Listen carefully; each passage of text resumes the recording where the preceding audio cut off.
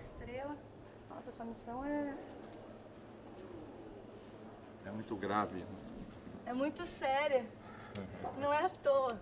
Numerólogos de plantão sabem do que a gente está falando. E de uma outra forma, para traduzir bem simples assim, com certeza ele é um ser especial, um mestre, que está aqui para trazer coisas que estão lá em cima pra gente aqui, ó. Pra gente lembrar de quem nós somos e de onde viemos. Falando de cerâmica lá há pouco tempo, eu lembrei de uma coisa que às vezes passa batido. A gente esquece da importância da cerâmica na nossa vida. A gente pisa, tem base, ela está sempre nos nossos momentos mais íntimos, dentro da nossa intimidade familiar, nossa casa, lar. E às vezes a gente passa, pisa e nem percebe. Cerâmica é amiga, não é não? Isso vem de tempos ancestrais, não é? O barro queimado, né? Isso Antes já dos ferreiros, remonta não, no o começo. oleiro estava na frente, quer dizer, o oleiro na verdade estava muito mais ligado ao, quer dizer, pela primeira vez a utilização do fogo não foi em relação ao ferro, foi em relação à argila. Maçã, E barro. Prometeu roubou o fogo e dando fogo ao homem, né, ele passou então a queimar. Ele, daí porque o homem passaria a ser um demiurgo também, porque ele passou a queimar a argila e a fazer a sua própria, repetir a sua própria imagem. E com isso os oleiros têm uma importância enorme. O Claude Lévi-Strauss tem um livro muito interessante sobre isso, chama-se A Oleira Ciumenta, onde havia, curiosamente, em todas as tribos a partir dos Estados Unidos, da América do Norte, caminhando para a América Central e ia chegando mesmo aqui até o Brasil, todos os oleiros eram mulheres, porque os homens iam à caça. Faz Entende? sentido. E depois elas tinham uma sensibilidade maior para descobrir as argilas ideais, Isso nós sabemos. aquelas que não teriam absolutamente o perigo de ruptura no fogo. Tá vendo aí? E não é de admirar que essa cerâmica tenha sido feita por mulheres. Não havia nessas sociedades primitivas esses preconceitos em relação à arte, sobretudo a arte. A mulherada casa bem. Onde a gente está aqui? Bom, esse grande pátio não foi mais uma vez, mas não uma... Só um pouquinho. Ô Nelson, pede para o pessoal... Só falar um pouquinho mais baixo, por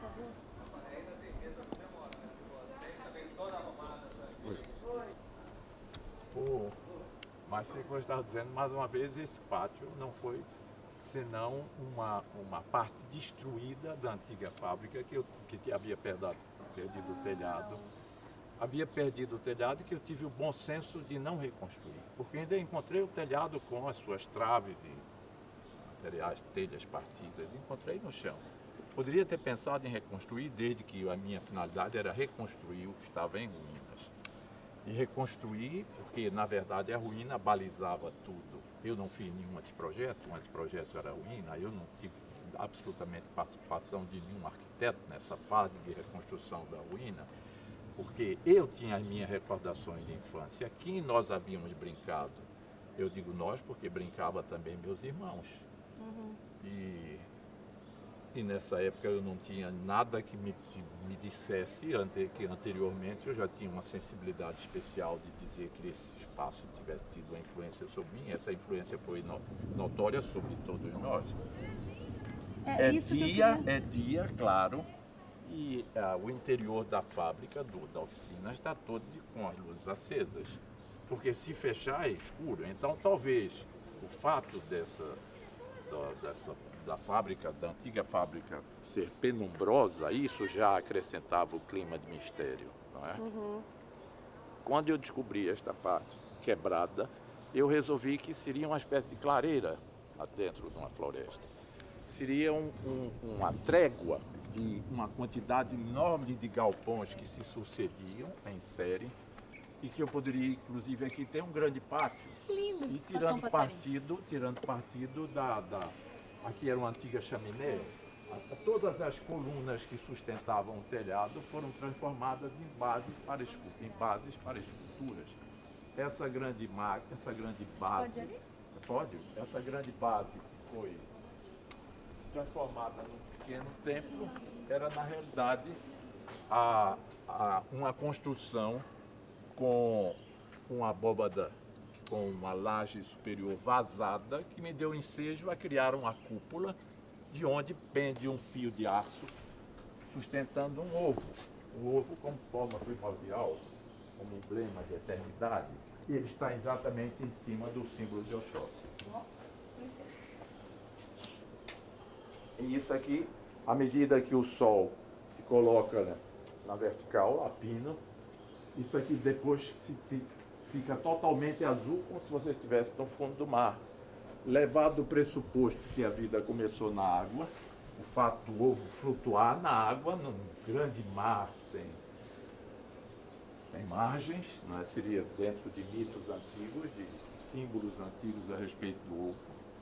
Se você encontra dentro de um dicionário de símbolos, o verbete sobre o ovo é o maior de todos que você pode encontrar, porque ele passeou por todas as culturas e ele tem um significado, sobretudo no cristianismo, muito acentuado. O ovo da Páscoa, embora tenha se transformado num ovo de chocolate, mas mesmo assim esse ovo de chocolate tem um simbolismo. A piçanca representa a mesma coisa, que é um renascimento. Coisa, exatamente.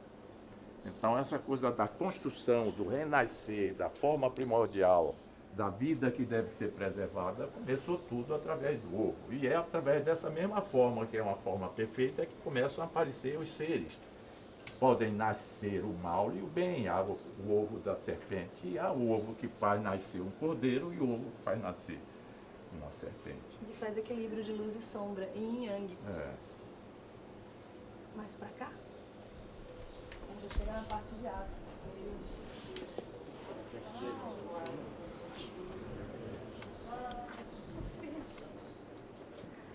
Isso tudo no sentido de aproveitamento. Por exemplo, a água transborda na boca do peixe, não é? Ela circula e retorna.